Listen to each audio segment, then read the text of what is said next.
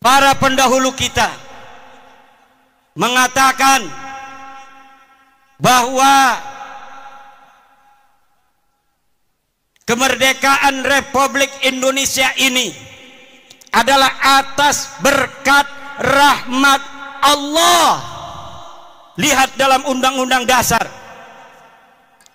Dan sesungguhnya kemerdekaan itu ialah hak segala bangsa. Dan oleh sebab itu, maka penjajahan di atas dunia ini harus dihapuskan karena tidak sesuai dengan pri keadilan dan pri kemanusiaan. Indonesia harus bersatu dan pertama harus merdeka, karena di dalam undang-undang yang disebutkan bukan bersatu terlebih dahulu. Bersatu kalau masih ada satu suku bangsa merasa lebih tinggi derajatnya dari bangsa lainnya di Indonesia. Buat apa kita bersatu kalau mereka, orang-orang yang bukan pribumi Indonesia, menganggap kita pribumi Indonesia adalah sebagai budak-budak mereka. Wahai pemuda-pemuda Garut, hai pemuda-pemudi Jawa Barat, hai pemuda-pemudi Pajajaran, hai putra-putri Siliwangi, hai putra-putri Aceh, hai putra-putri Sumatera, hai putra-putri Kalimantan, hai putra-putri Sulawesi, hai putra-putri Maluku, hai putra-putri Papua, hai putra-putri Nusa Tenggara, hai putra-putri Bali, hai putra-putri Madura, hai putra-putri tanah Jawa. Kalian adalah pewaris-pewaris negeri Indonesia ini. Jangan sampai kalian di negeri kalian sendiri yang direbut dari penjajah dengan darah-darah kakek-kakek kalian sendiri, kemudian negeri ini, kehormatan kalian, kalian gadaikan, kalian jadikan hal yang menghinakan daripada perjuangan kakek-kakek kalian sendiri, jangan menjadi budak dari bangsa-bangsa selain kalian.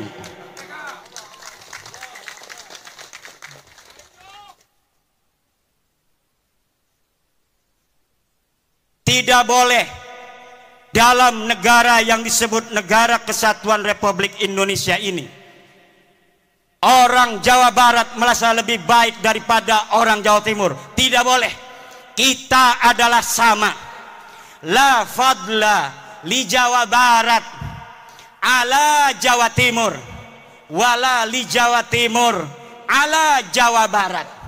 Kullukum min Adam wa Adam min turab. Semua kalian adalah ada darahnya turunan Nabi, yaitu Nabi Adam, dan Adam berasal daripada tanah. Maka kalian dengan yang lainnya adalah sederajat. Yang membedakan kalian dengan yang lainnya hanyalah ilmu pengetahuan kalian.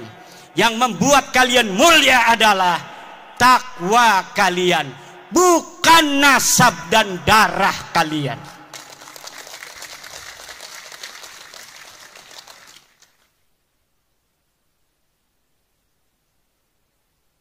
Kullukum ummahatukum waladnakum ahrara fala takunu abidan li ghairikum.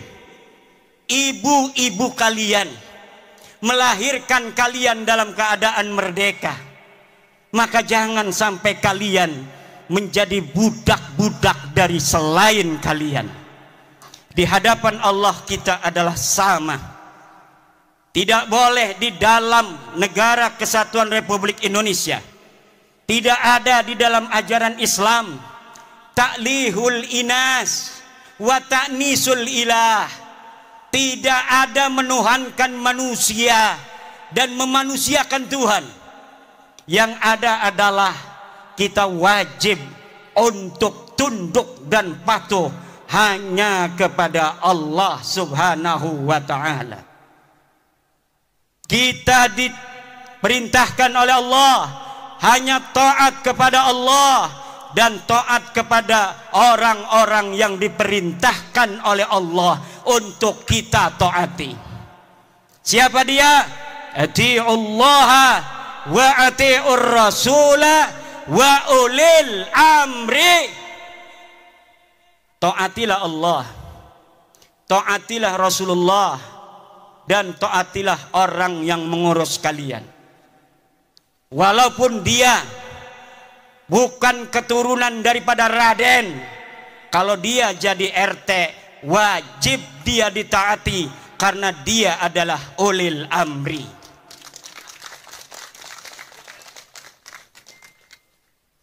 Walaupun dia turunan Nabi Nuh, turunan Nabi Ibrahim, kalau dia tidak jadi apapun dalam kehidupan, tidak ngurus urusan kalian, tidak ada kewajiban kalian untuk mentaatinya. Tidak ada. Tapi walaupun abdun habasiyun, hamba yang hitam legam, kalau dia memegang urusanmu, dia menjadi ketua RT, ketua RW, dia menjadi lurah, dia menjadi camat, dia menjadi bupati, dia menjadi gubernur, dia menjadi presiden, dia menjadi ketua organisasi, maka dalam lingkup urusan-urusan yang menjadi tanggung jawabnya, kita sebagai rakyatnya, kita sebagai anggotanya wajib untuk mentaati mereka. Tidak ada di dalam ajaran Islam orang harus dimuliakan hanya berdasarkan darah dan nasabnya. Tidak ada. Ada orang-orang yang memperkosa saudara, memperkosa hadis-hadis Rasulullah tentang ahli bait. Kemudian hadis-hadis tentang ahli bait itu dibawa maknanya untuk diri mereka. Kemudian dengan itu mereka doktrin umat, mereka doktrin jamaah untuk buta hati mereka, hanya melihat cinta dari mereka, tidak melihat cinta dan ajaran selain mereka, sehingga cinta dan ajaran selain mereka dimunafikan. Ini adalah penjajahan pikiran, penjajahan rohani yang harus.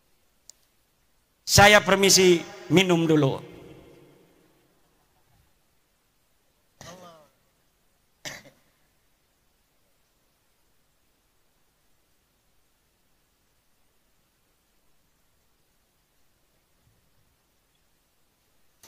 Allah berfirman, walaqad karramna bani Adam, dan sungguh kami telah memuliakan anak Adam.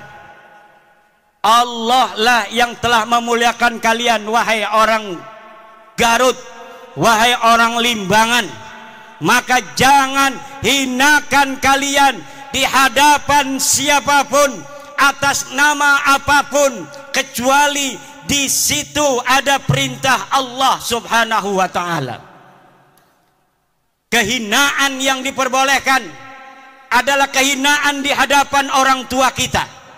Waqfid janah, harus tawadhu, harus menghinakan diri di hadapan ibu kita, di hadapan ayah kita. Wa man fi ma'nahuma indal ulama wa huwal masyayikh. Kalau dia bukan ibu kalian, kalau dia bukan ayah kalian, kalau dia bukan guru kalian, walaupun katanya dia kiai, walaupun katanya dia ulama, maka tidak ada kewajiban bagi kalian untuk menghormatinya dengan menghinakan orang tua dan guru kalian yang mengajari kalian sendiri. Artinya, apabila ta'arud antara menghormati orang tua dengan menghormati ulama itu, maka orang tua harus didahulukan terlebih dahulu. Sekarang ini doktrinnya beda. Kalau engkau mencintai cucunya Rasul, walaupun ibumu sakit, maka engkau harus hadir apabila ada panggilan juang. Kalau ada panggilan jihad. Jihad apa? Negeri kita ini sedang tenang, saudara. Negeri kita ini aman, tentram. Ngedengerin ceramah juga bisa sambil beli cilok. Ngedengerin ceramah juga bisa sambil ngopi, bisa sambil ngerokok. Banser begana begini juga nggak ada apa-apa sebenarnya mah. Pura-pura sibuk. Aman, tentram, betul nggak? Cuma Banser ingin menunjukkan penghormatan pada kiai-kiai saja. Sebenarnya nggak ada apa-apa. Negeri kita ini aminatan mutmainnah, aman dan tentram.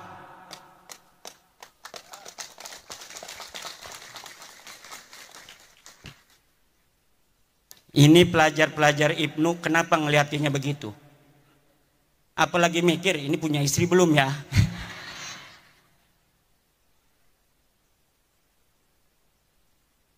Gampang, saya tinggal ngontek Yai Amin.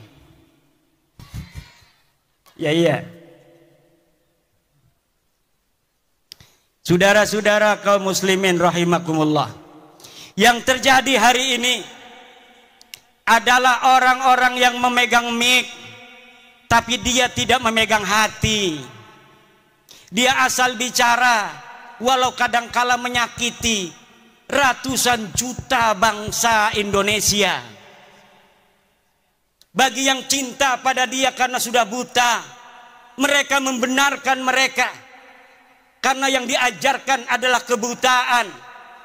Yang diajarkan cinta. Dipanggilnya pengikut itu muhibbin. Tidak seperti Rasulullah memanggil pengikutnya dengan sebutan ashab. Imam Syafi'i memanggil murid-muridnya ashab. Para kiai memanggil pengikutnya santri. Tidak ada yang memanggil muhibbin.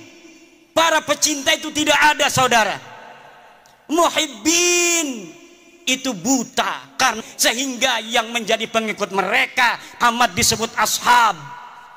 Maka ketika Nabi Muhammad tiada, murid-muridnya para sahabat ini kemudian menjadi orang-orang tinggi derajatnya, bahkan bisa mengalahkan Rasulullah, dapat menguasai tanah yang lebih luas, sehingga mereka tanah yang dikuasai itu menyebut la ilaha illallah. Itulah murid-murid Rasulullah yang disebut ashab, bukan disebut muhibbin. Kemudian murid-murid Imam Syafi'i disebut ashabus Syafi'i, sahabat-sahabat Imam Syafi'i. Maka mereka kemudian menjadi ulama-ulama besar sepeninggal Imam Syafi'i. Cucu-cucu muridnya juga menjadi ulama-ulama besar. Kemudian cucu-cucu muridnya menjadi ulama-ulama besar. Mereka yang disebut sebagai ashab adalah mereka yang dididik untuk lebih mulia dan lebih pintar dari gurunya. Sementara mereka yang disebut muhibbin hanya dijadikan anak buah yang untuk mengorbankan diri bagi yang dicintainya.